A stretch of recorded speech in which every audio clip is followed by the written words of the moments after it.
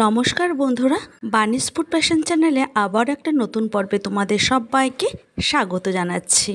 যে কোনো উৎসব মুখর দিনে বা হঠাৎ কোনো গেস্ট এলে অথবা গেট টুগেদারের সময় আমরা রেস্টুরেন্টে গিয়ে নানান রকম খাবার খেয়ে থাকি।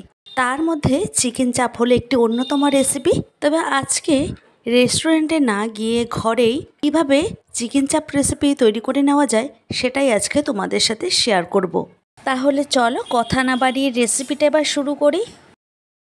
চিকেন চাপ বানানোর জন্য আমি এখানে 4 পিস চিকেন ঠিক এই রকম বড় সাইজের কাটিয়ে নিয়েছি। তারপর খুব ভালো করে ধুয়ে নিয়েছি।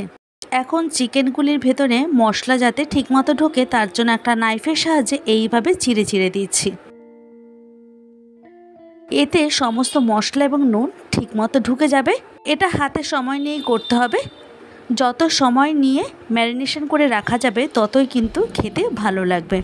একই রকমভাবে প্রত্যেকটা চিকেন আমি নাইফের সাহায্যে ঠিক এই রকমভাবে কেটে নেওয়ার পর এরপর আমি এর মধ্যে দিয়ে দিচ্ছি পরিমাণ মতো নুন। এরপর আমি এর মধ্যে দিয়ে দিচ্ছি কালারের জন্য কাশ্মীরি রেড চিলি পাউডার। এরপর আমি এর মধ্যে দিয়ে দেব 1 টিস্পুন ভর্তি করে আদার পেস্ট, 1 টিস্পুন রসুন বাটা, 1 টিস্পুন কাঁচা লঙ্কা বাটা। সমস্ত কিছু কিন্তু আমি একটু ভর্তি করে মানে উঁচু উঁচু করে আমি দিয়ে দিলাম। এখানে টক দই ব্যবহার করছি 1/4 কাপ। এরপরে সমস্ত মশলা ঠিক এইভাবে চিকেনের গায়ে লাগিয়ে নেব। খুব ভালো করে যত ম্যারিনেশন করা হবে ততই কিন্তু টেস্ট হবে। এখানে প্রায় 6 থেকে 7 মিনিট ধরে আমি চিকেনটাকে খুব ভালো করে ম্যারিনেশন করে রেখে দিলাম। এভাবে রেখে দেব 2 ঘন্টার জন্য। হাতে যদি একদমই কম সময় থাকে সেক্ষেত্রে 30 মিনিটের জন্য রেস্টিং পিরিয়ডে রেখে দিতে পারো। প্রায় 2 ঘন্টা পর চলে এসেছে রান্না করার জন্য। একটা কড়াই ভালো করে গরম করে নিয়ে এতে একে একে দিয়ে দিলাম গোটা গরম মশলা। এখানে এলাচ, লবঙ্গ, দারচিনি, জয়িত্রী সমস্ত কিছু খুব ভালো করে ড্রাই রোস্ট করে নেব। এগুলি ভাজা হতে একটু সময় লাগে, তাই সবার আগে এগুলিকে ভেজে নিয়ে এবার একটা প্লেটে তুলে নিচ্ছি। প্রায় 3 থেকে 4 মিনিটের মতো ভালো করে ভেজে নিয়েছি। এবারে আমি দিয়ে দিচ্ছি কয়েকটা কাজু বাদাম আর 2 টেবিল চামচের মতো পোস্ত। এখন পোস্ত আর কাজু বাদামটাকে খুব ভালো করে ড্রাই রোস্ট করে নেব। গ্যাসের ফ্লেমটাকে একদম লোতে রেখে আমি 1 থেকে 2 মিনিটের মতো খুব ভালো করে রোস্ট করে নিয়েছি। এবার আমি প্লেটে তুলে নিচ্ছি। ওই কড়াইটাই বসিয়ে দেব গ্যাসের ওপর। দিয়ে দিলাম পর্যাপ্ত পরিমাণে রিফাইন্ড অয়েল।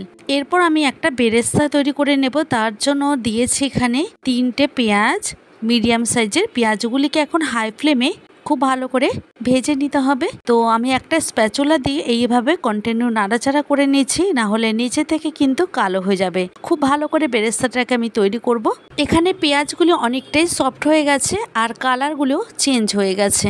এবার আমি একটা ঝাঁঝরির সাহায্যে খুব ভালো করে ভেজে নিয়ে তুলে নিচ্ছি বেরেস্তাগুলিকে। অন্য ওভেনে আরও একটা মশলা তৈরি করে নেব। তার জন্য দিয়ে দিলাম গোটা জিরে আর গোটা ধনে। জিরে আর ধনেটাকে কয়েক সেকেন্ডের মতো ভেজে নিয়ে দিয়ে দিলাম 4 মগজ। এরপর এই 3টে উপকরণ খুব ভালো করে রোস্ট করে নিয়ে একটা প্লেটে তুলে নিচ্ছি। আমি এখানে যে উপকরণগুলি ব্যবহার করেছি তার প্রত্যেকটা যদি তোমরাও ব্যবহার করো খেতে অসাধারণ হবে। পুরো রেস্টুরেন্টের স্বাদ পেতে চাইলে এইভাবে ঘরেই অনায়াসে রেসিপিটা বানিয়ে নিতে পারবে। এবার সমস্ত উপকরণগুলিকে মিক্সিং জারে খুব ভালো করে পেস্ট করে নিয়ে তারপর তোমাদের সামনে ফিরে আসলাম। দেখো আমি এখানে এইভাবে গুঁড়ো করে নিয়েছি। এরপর যে বেরেস্তাটা আমি ভেজে রেখেছিলাম সেই বেরেস্তাটাকে এই মশলার মধ্যে দিয়ে দেব। এরপর এই সমস্ত উপকরণগুলিকে খুব ভালো করে আমি মিক্সিং জারে ব্লেন্ড করে নেব। তবে তার আগে কিছুটা জল দিয়ে দিলাম, এতে খুব সুন্দর বাটা হবে। তো দেখো আমি ঠিক এইভাবে বেটে নিয়েছি।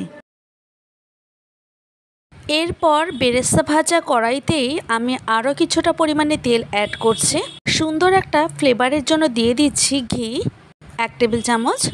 ঘিটা এখানে তেলের সাথে মেল্ট হয়ে যাওয়ার পর দিয়ে দিচ্ছি গোটা গরম মশলা। এখানে লবঙ্গ আর দারচিনি দিয়ে তারপর খুব ভালো করে নেড়ে চেড়ে নিলাম। খুব সুন্দর এখান থেকে একটা ফ্লেভার বেরোচ্ছে। এই পর্যায়ে এসে দিয়ে দিচ্ছি 1 টেবিল চামচ আদা বাটা। ওপর থেকে আগে নুন দিয়ে দিলাম, কারণ আদাটা তেলের মধ্যে পড়ার সাথে সাথে অনেক ছিটকে যাবে। এরপর আরও কিছুটা আদা বাটা অ্যাড করছি। দিয়ে দিলাম 1 টেবিল চামচ কাঁচা লঙ্কা বাটা, 1 টেবিল চামচ রসুন বাটা। এবারে আদা, রসুন আর কাঁচা লঙ্কাটাকে খুব ভালো করে নেড়ে ছেড়ে তেলের মধ্যে ভেজে নিচ্ছি। যতক্ষণ না রসুনের কাঁচা গন্ধটা না চলে যাচ্ছে আমি ততক্ষণই খুব ভালো করে ভেজে নিচ্ছি, গ্যাসের ফ্লেমটাকে একদম লোতে রেখে। এবার এই তেলের মধ্যে দিয়ে দিলাম Kashmiri red chilli powder 1 table চামচ, হলুদ গুঁড়ো দিয়ে দিচ্ছি 1 টেবিল চামচ। এবার হলুদ আর লঙ্কা গুঁড়োটাকে খুব ভালো করে এইভাবে তেলের মধ্যে মিশিয়ে নেব। এতে কি হবে, কালারটা খুব সুন্দর আসবে। কাশ্মীরি রেড চিলি পাউডারটা দেওয়ার কারণে কিন্তু একদমই ঝাল হবে না। এরপর আমি এর মধ্যে দিয়ে দিচ্ছি মিক্সিং জারে বেটে রাখা সমস্ত মশলা, যেটা আমি আগে থেকেই বেটে রেখেছি। সমস্ত রকম মশলা আছে, যেমন বেরেস্তা, জিরে, ধনে, কাজু এবং চারমগজ। গ্যাসের ফ্লেমটাকে একদম লোতে রেখে আমি মশলাটাকে খুব ভালো করে কষিয়ে নিচ্ছি। এইভাবে কষাতে কষাতে মশলাটা থেকে দারুণ একটা ফ্লেভার বেরোচ্ছে। যাই হোক, এবার এর মধ্যে দিয়ে দিচ্ছি টক দই। আমি আগেও কিছুটা টক দই ব্যবহার করেছি, এখন আরও কিছুটা টক দই ব্যবহার করব। এখানে আগে 1/4 কাপের মতো টক দই ব্যবহার করেছিলাম, এখন আরও কিছুটা টক দই ব্যবহার করে এইভাবে টক দইটাকে মশলার মধ্যে খুব ভালো করে মিশিয়ে নিলাম। গ্রেভিটা আশা করি দেখেই বুঝতে পারছো কতটা কালারফুল হয়েছে। যে উপকরণগুলি আমি এখানে ব্যবহার করেছি তার প্রত্যেকটা যদি তোমরাও ব্যবহার করো তাহলে খেতে অসাধারণ লাগবে। রেস্টুরেন্টের স্বাদ ঘরে পেতে চাইলে এইভাবে কিন্তু চিকেন চাপ রেসিপিটা তৈরি করে নেওয়া যায়। এটা বিরিয়ানি, পোলাও, ফ্রাইড রাইস সব কিছুর সাথে খেতে দুর্দান্ত লাগে। দেখো এখানে তেলটা সেপারেট হয়ে গেছে মশলাটা থেকে। এই পর্যায়ে এসে আমি কিছুটা মিক্সিং জার ধোয়া জল ব্যবহার করছি। তারপর আবারও ভালো করে নাড়াচাড়া করে নেব। চিকেনটাকে যত হাতে সময় নিয়ে ম্যারিনেশন করে রাখবে ততই কিন্তু টেস্ট হবে। বাইরে গেলে আমরা রেস্টুরেন্টে গিয়ে এই রকম চিকেন চাপের রেসিপি খেয়ে থাকি। রেস্টুরেন্টের স্বাদ ঘরে পেতে চাইলে এইভাবে তোমরা ঘরোয়া উপকরণ দিয়ে চিকেন চাপের রেসিপিটা খুব সহজেই বানিয়ে নিতে পারবে। খেতে অসাধারণ হয়। একবার আমার মতো করে তোমরা বানিয়ে দেখো, আর কেমন হলো আমাকে কিন্তু অবশ্যই কমেন্টে জানাবে। ম্যারিনেশন করে রাখা চিকেনগুলিকে একে একে এর মধ্যে দিয়ে তারপর খুব ভালো করে নেড়ে চেড়ে উল্টে পাল্টে নিচ্ছি। হাতে সময় নিয়ে রান্নাটি করতে হবে। গ্যাসের আঁচটাকে একদম কমিয়ে রেখে একটা লিড চাপা দিয়ে দিলাম। 5-6 মিনিট পর ফিরে এসে লিডটাকে তুলে নিয়ে আবারও খুব ভালো করে নাড়াচাড়া করে নিচ্ছি। দেখতেই পাচ্ছ চিকেনটা থেকে অনেকটাই জল বেরিয়েছে। এখন এই গ্রেভিটাকে খুব ভালো করে টানিয়ে নেব। গ্যাসের ফ্লেমটাকে লো টু মিডিয়াম বা মিডিয়াম টু লোতে রেখে এইভাবে ভালো করে নেড়ে চেড়ে আমি চিকেনগুলিকে রান্না করে নিচ্ছি। হাই আছে রান্না করা যাবে না, তাহলে যে গ্রেভিটা সেটা কিন্তু পুরোটাই টেনে গিয়ে মশলাটা পুড়ে যাবে। তাই হাতে সময় নিয়ে আমি খুব ভালো করে রান্না করে নিচ্ছি। আমি এখানে আরও প্রায় লো ফ্লেমে 20 থেকে 25 মিনিটের মতো রান্না করে নিয়ে একদম শেষে দিয়ে দিচ্ছি গোলাপ জল আর কেওড়া জল। এরপর আবারও ভালো করে নাড়াচাড়া করে নিতে হবে। এটা দেওয়ার কারণে দারুণ সুন্দর একটা ফ্লেভার বেরোবে। আর এখানে দেখতেই পাচ্ছ গ্রেভিটা কিন্তু টেনে গেছে। আমার রান্নাটা কিন্তু কমপ্লিট। এবার ঢাকনা চাপা দিয়ে আরও 2 থেকে 3 মিনিট ভালো করে রান্না করে নিচ্ছি। এখানে রান্নাটা আমি ঢাকনা চাপা দিয়ে দিয়ে করে নিচ্ছি। এবারে উল্টে পাল্টে খুব ভালো করে নেড়ে চেড়ে নিয়ে এবার গ্যাসের ফ্লেমটাকে অফ করে দেব। এবারে একটা সার্ভিং প্লেটে সার্ভ করে নেব। এটা বিরিয়ানি, পোলাও, ফ্রাইড রাইস কিংবা ভাত, রুটি, পরোটা সব কিছুর সাথে অসাধারণ লাগবে। কালারটা আশা করি দেখে বুঝতে পারছো, খেতেও কিন্তু অসাধারণ হয়েছিল। ভিডিওটি কেমন লাগলো অবশ্যই কমেন্টের মাধ্যমে জানাবে। আর ভালো লাগলে প্রচুর লাইক এবং শেয়ার করার অনুরোধ রইল।